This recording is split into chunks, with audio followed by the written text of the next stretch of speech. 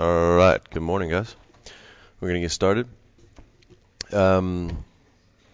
U.S. markets obviously started out terribly on Friday. You can't even see the first part of the map there, but we had non-farm payrolls on Friday last week. Big number we've been waiting for the past few weeks, and it was quite disappointing to say the least. Or at least it looked disappointing on the surface. There's also some other issues. There's some positives in it, but unemployment rate decreased, which is a positive. But the big issue is that the labor force participation rate was the lowest level since 1979. Outside of that, there are actually some positive underlyings. You kind of saw growth where you wanted to see growth. And no growth in some of the public sector and all these other areas that we don't want to really see things happening. So I think from what I read from a lot of the market analysts afterwards, I don't think the number was as bad as people necessarily thought, and I think that's one of the reasons why we probably started to rally toward the back half of the day.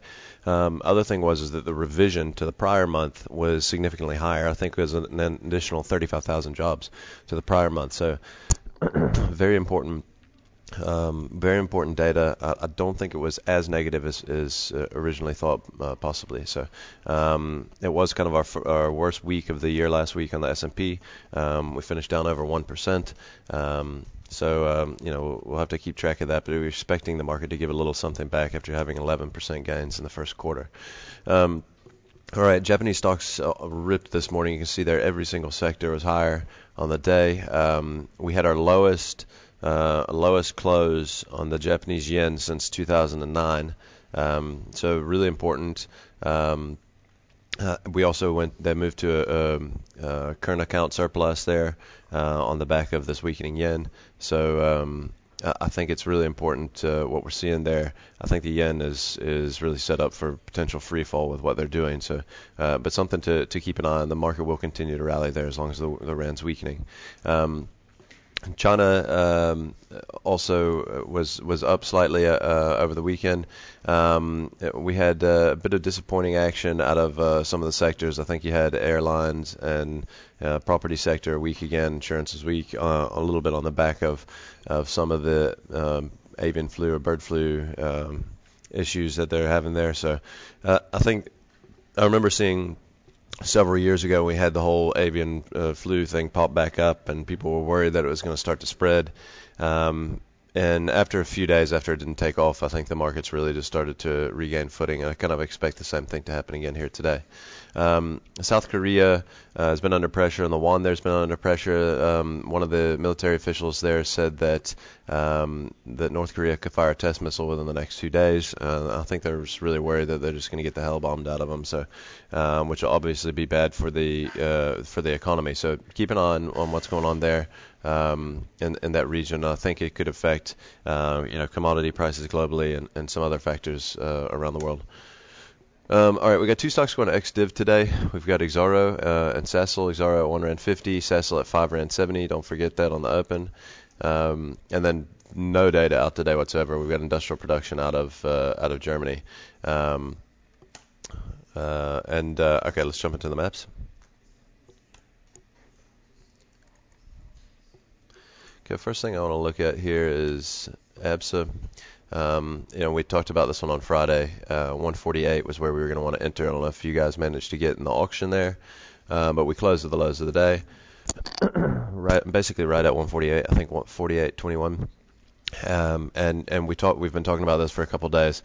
It's a real inflection point, and we can jump back a little bit further, and you can just see how important this level was. It was bottoms until we broke down on that bad earnings report back last year in July, and then as we broke up to through after we tested it once, failed it, and then we broke up through it the second time and just really ripped through. So to me, this is the major level, and in ABSA, if it does give this level, I fully expect it to retest the bottom of this pattern. Possibly down to 138 with this head and shoulder setup, but I think that 148 is probably going to be enough, and I think this is a very major level. So if you can get it close to that level again this morning, I really think it's a great level to have a nibble on into ABSA. All right, CFR I'm going to show here. Let's jump forward a little bit. We had talked about this level quite a while back, and we caught it on support here. I did actually trade in the middle of the day there for back in February for a reasonable part of the day, an hour or two. And Friday we got even more time there and a little bit below, but it's around 68.80 to 69 is a major level in CFR that we've been targeting and looking at. We're really starting to put in a real consolidation range out of CFR, and I think this is probably worth a nibble. If for nothing else, you at least get a dead cat bounce. The selling the last 2 days has been quite vicious, but it's going to be something to watch. I mean, if we give 68.80 on a closing basis, then I think the target's significantly lower, and you can see how wide this range is. About 7 rands, which could put our target down to around $62. So just keep that in mind with what CFR's where CFR is trading at the moment. Yeah. Okay. Impala's is also breaking down here. Just looking at on a 1 year here, you can see we've broken support on a closing basis, 125 rand. We also, if you can go back a little bit further, actually go all the way back to a 10-year, just so you can kind of see how significant the break is. The fact that we've broken this level here is not a good thing, and really, you can see that in my mind, I think we could potentially come down and test at least the sort of bottom end of this range, which is really around $90.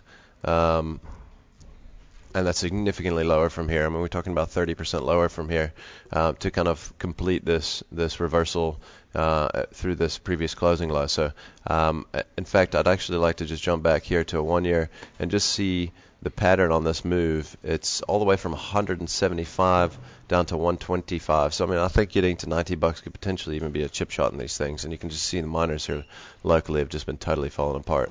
Also look at Amplats. We talked about this the other day. I tried to short it, but you could only get script for single stock futures. Amplats obviously breaking below critical support a couple days ago. And you can see here going back on 2 years, nothing. 5 years. Now, it's interesting here, and you look at 5 year. 5 year, we also just broke below that same level, which was the previous lows. I mean, this is looking ugly here from a charting perspective. That was a major support level on 5 year, and we'll even go back to 10 year, and you can see, the next sort of level that you can look at is kind of where we bottomed out around $200 back in 2004, the end of 2004. So to me, there's no support on the horizon for Amplats. I think this share is done. I've always said that it was I've said for 3 years here that this thing's not worth $100, and I think the market's finally starting to feel the same about it. So, in my mind, no reason whatsoever to own Amplats or Impalas at the moment. All right, Bidvest. I'll show Bidvest on breakdown from this little sideways consolidation that we've put in over the past month and a half, 2 months. We really broke 235, and we're coming from about 248, so we're thinking there could be $13 or so a downside from there. It really matches up pretty nicely to where we broke out from. So I'm thinking that we could see a test down here around 224, 225, where we broke up from over the next day or two. I think that'll be a great little place to jump into to Bidvest, and it's also really on trendline support as well. So I really like the setup of maybe buying some Bidvest at 225 if you get a chance over the next couple of days. All right, Trueworths I want to show as well, because we talked about this one for a while. This thing had never quite gotten here to 88 to test, and you kind of always knew if it didn't, it wasn't going to be able to make a real bounce before it tested $88. You can see here we tested it on Friday. We got below it for half an hour or an hour. I think we actually got below it a couple times, but we managed to close above it at 88.42. Provided we hold here at 88, I mean, you got to look back a little bit longer term on the charts. I think things are still looking relatively intact. You can see here we still are in a long-term uptrend. So I think that here at 88 Rand and True Worth is not a bad place to nibble. You know, like I said, provided we hold, but risk reward starting to get good here.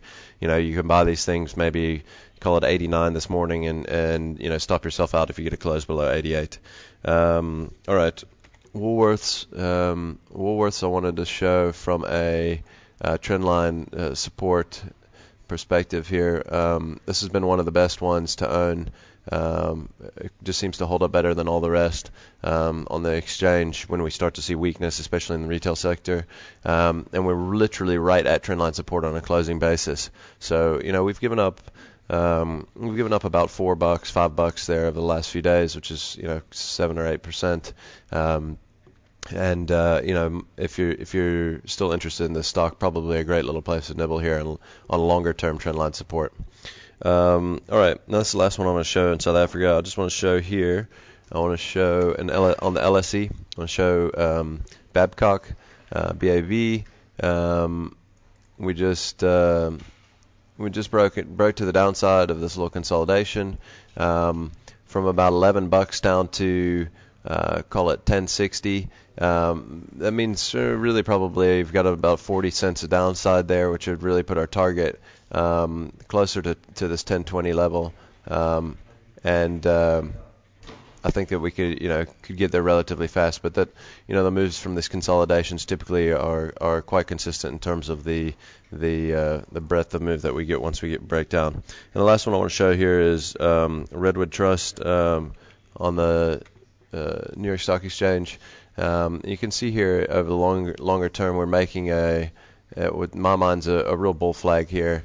We're trading right around the support level around 22. I think a long off of 22 is quite a decent level. If we can break above this flag, I think we've got significant room to the upside here. So yeah, if you're punting overseas, have a look at these two today. And that's it for today, guys. Thanks a lot.